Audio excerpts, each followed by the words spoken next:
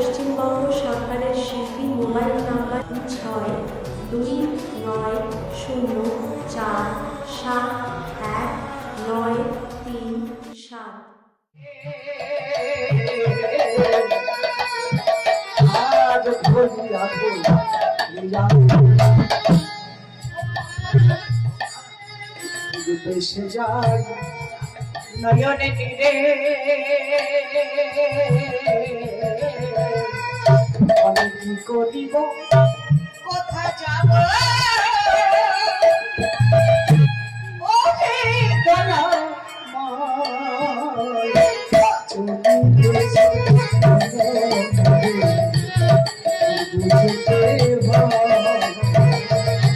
রাজভক্তি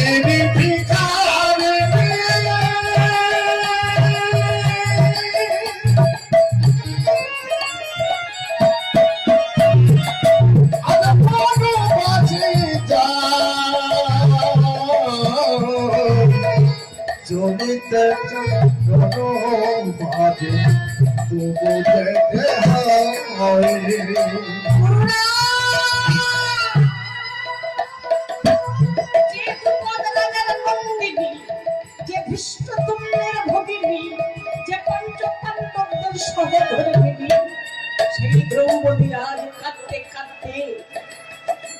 বনবাসে চলেছে।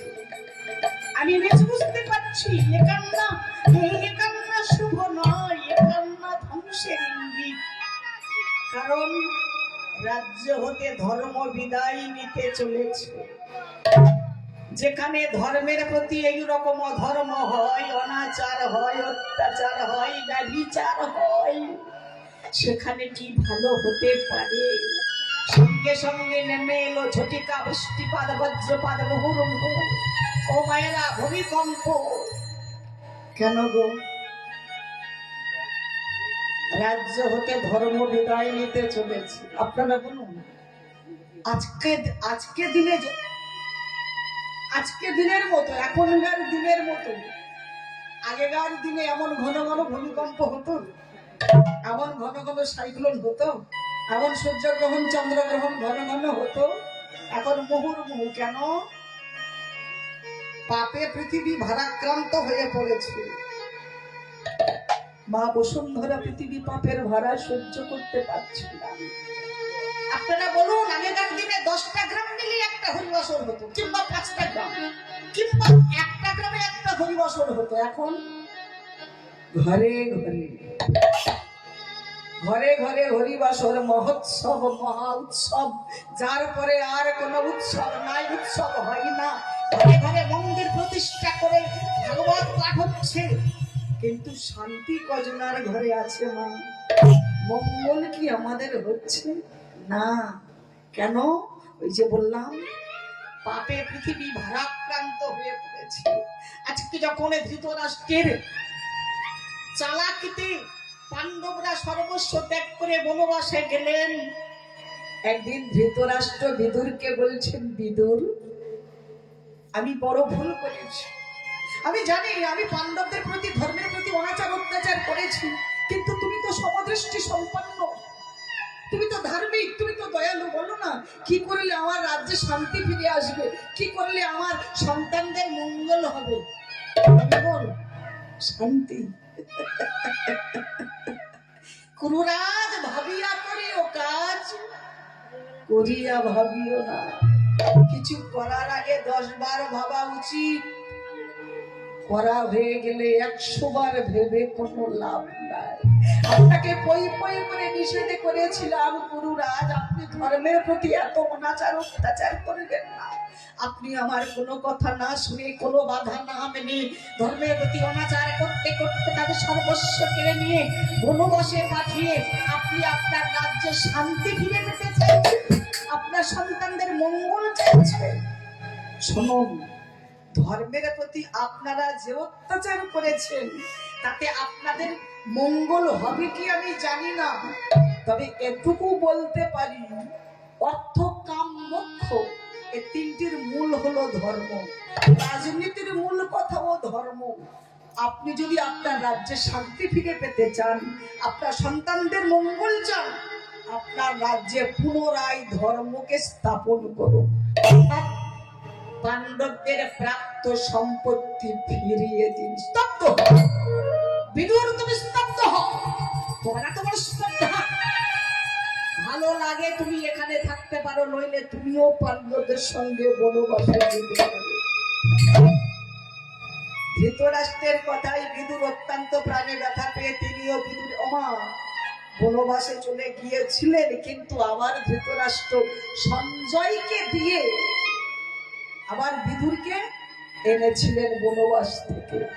এরপরে কিন্তু বিদুর থেমে থাকেননি, অনেক বুঝিয়েছিলেন কিন্তু কোনো কাজ হয়নি। অবশেষে গেলেন কে? ভগবান কৃষ্ণ। ভগবান গেলেন সন্ধির প্রস্তাব নিয়ে কৌরবদের রাজসভায়। কৃষ্ণকে দেখা মাত্র দুর্যোধন বললেন দুঃশাসনকে, দুঃশাসন ওকে দড়ি দিয়ে বাঁধ, ওকে দড়ি দিয়ে বাঁধ। এখানে বাঁধতে যাই সেখানে চলে যায়, ওখানে বাঁধতে যাই সেখানে চলে যায়। হাজার হাজার কৃষ্ণ প্রতিবিম্ব হয়ে বলছে দুঃশাসন ওই দড়ি দিয়ে আমাকে বাঁধা যায় না। দেখতে দেখতে বিরাট রূপ ধারণ করে হাসি দিতে দিতে সত্যি উঠলেন, সবাইকে ভীত সন্ত্রস্ত করে তুললেন। ও মায়েরা, সেই অবস্থা দর্শন করে সবাই ভয়ে থরথর করে কাঁপছে। দেখতে পেলেন সবাই ভগবান কৃষ্ণের সারবাঙ্গে 33 কোটি দেবতাদের দেখতে পেলেন, আঙুলের মতো ছোট ছোট দেবতাদের, প্রত্যেকটা লৌকুপে বিশ্ব ব্রহ্মাণ্ড বিরাজিত। হ্যাঁ, ললাটে ব্রহ্মা, বদনে অগ্নিদেব, বক্ষ দেশে রুদ্র, যজ্ঞ রক্ষ কিন্নর গন্ধর্ব তার অমচরে। এই দৃশ্য দর্শন করে সবাই ভয়ে নয়ন মুদ্রিত করলেন। কিন্তু বিদুর ভীষ্ম, সঞ্জয়ের মতো ঋষি তপোধনেরা এতটুকু ভয় পেলেন না। করজোড়ে বললেন দয়াময় তুমি তোমার রূপ সম্বরণ করো। তখন তিনি নিজ শিবরূপ ধারণ করলেন, জগৎকে এটাই শেখালেন, ওরে জগৎ ওই দড়ি দিয়ে আমাকে বাঁধা যায় না, আমাকে বাঁধতে গেলে ভক্তির বেড়ি চাই। যে ভক্তির বেড়ি দিয়ে আমাকে একবার বাঁধতে পারেন, তাই গৌর হরি বল। আমি তার কাছে চিরদিনের মতো বাধা হয়ে থাকি। তাহলে বোঝা গেল কি মায়েরা, ভক্তিতে ভগবানকে পাওয়া যায়। একে রাধা एक मेरा दोनों ने शाम को पाया, अंतरे क्या दोनों की चाह में बोलो, अंतरे क्या दोनों की चाह में बोलो। एक ही प्रेम दीवानी, एक ही दरस दीवानी, एक ही प्रेम दीवानी, एक ही दरस। मायरा बोलो, बोलो बोलो।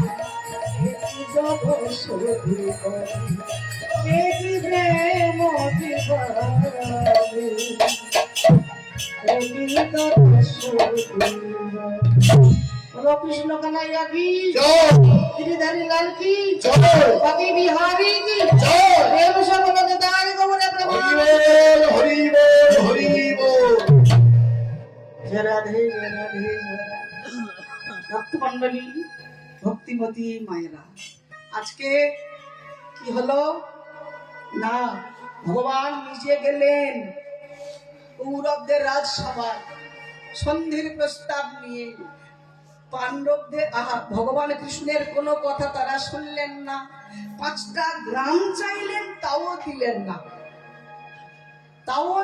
না দুর্যোধনের একটাই কথা বিনা যুদ্ধে নাহি দেব আবার কি জানো হ্যাঁ মাঝে মাঝে ভুলে যাই একটু বলবেন তো ভালো লাগবে তো সৌচাগ্র মেদিনী বলে মাটি পৃথিবীকে বলে মেদিনী মধুকল্পক দৈত্যের মেঘ থেকে পৃথিবী সৃষ্টি হয়েছিল বলে পৃথিবীর এক নাম মেদিনী বলে সূর্যের ডগায় যতটুকু মাটি ওঠে যুদ্ধ ছাড়া এতটুকু মাটি আমি দেব না আরম্ভ হয়ে গেল কুরুক্ষেত্রের যুদ্ধ 10 দিনে হলো ভীষ্মের সরসজ্জা 11 দিনে হলো অভিমন্যু বধ 12 দিনে কৌরবদের 100 ভাইয়ের মধ্যে 10 জন মরল 13 দিনে 30 জন 14 দিনে 50 জন 15 দিনে 8 জন 98 জন হয়ে গেল বাকি আছে দুর্যোধন দুঃশাসন 16 দিনে দুঃশাসনের রক্ষা বিধির করল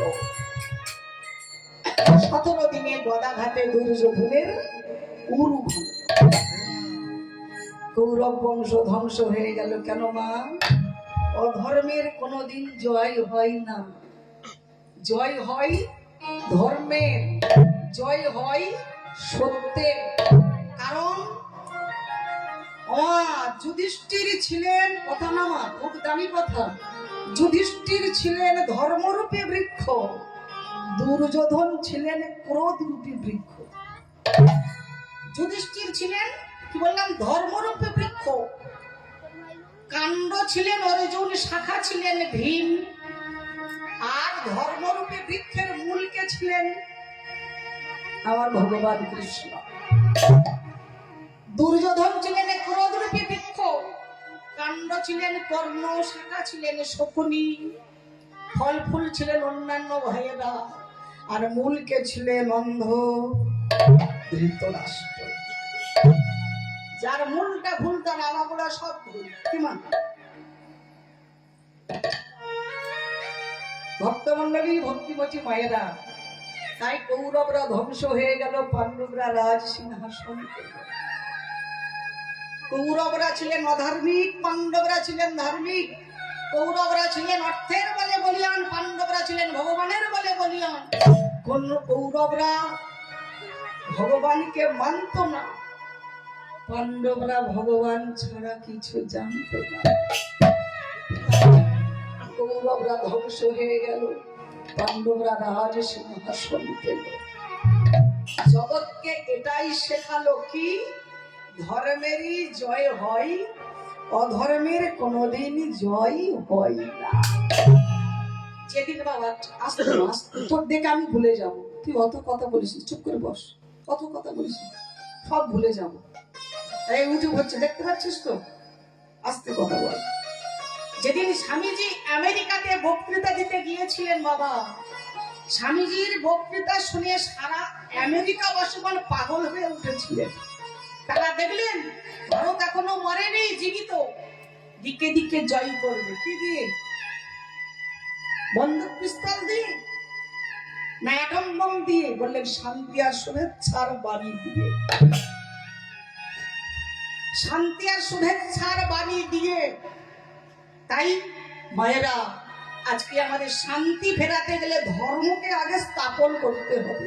স্বামীজি বললেন ধর্মই ভারতের ভিত্তিভূমি, ধর্মই পারে সমস্ত ভেদাভেদ ভুলিয়ে দিতে। হে ভারতবাসী, তোমরা জাগো, নিজেরা জাগো, আর ভারতকে জাগ্রত করো। আর প্রেম সে বলো নিতাই গৌরী প্রেমানন্দে হরি বল, হরি বল, হরি বল। জেগেছে, ভারত জাগবে, ভারত একদিন দিকে দিকে জয় করবে। ভালো বলো বলো সবে, শত বিনা বেলু রবে, ভারতে আবার জগৎ সবাই শ্রেষ্ঠ আসন রবে। ভালো বলো বলো সবে, শত বিনা বেলু রবে, ভারতে আবার জগৎ সবাই শ্রেষ্ঠ আসন রবে। আরে মে মহান হবে, আরে মে মহান হবে, আরে মে মহান হবে, আরে মে মহান হবে। আবদি কামনি বুঝবে আমার রাতে ফুলাবে, বলো বলো বলো সবে হইয়া সবে কামনি যাবে, ভারতে আমার জগৎ সবে নিষ্ঠুর যাবে। বলো বলো বলো তাই নূর হরি বল, হরি বল।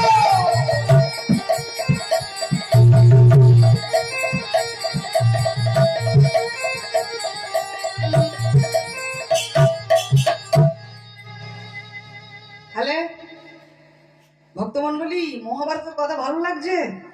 তাহলে কি লীলাই যাবো না আর একটু গাইবো?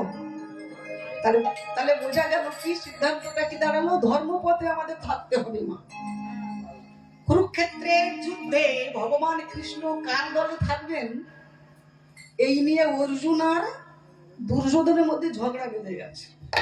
অর্জুন বলছে কৃষ্ণ আমার দলে থাকবে, আর দুর্যোধন বলছে কৃষ্ণ আমার দলে থাকবে। কেন না, কৃষ্ণ আমার বিয়াই। জানেন আপনারা, দুর্যোধনের কন্যাকে কৃষ্ণপুত্র সাম্য বিবাহ করেছিলেন। তাহলে সম্পর্কে দুর্যোধন আর কৃষ্ণ বিয়াই। দুর্যোধন বলছে কৃষ্ণ আমার দলে থাকবে, আমার বিয়াই আমার দলে থাকবে। অর্জুন বলছে কৃষ্ণ আমার দলে থাকবে, আমার সন্তান।